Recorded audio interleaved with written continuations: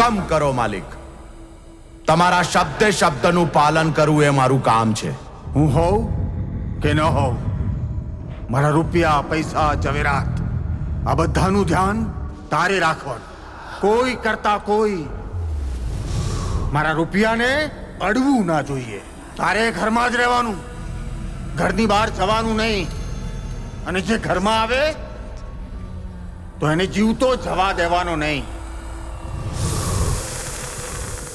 શબ્દે શબ્દ આવું જ થશે.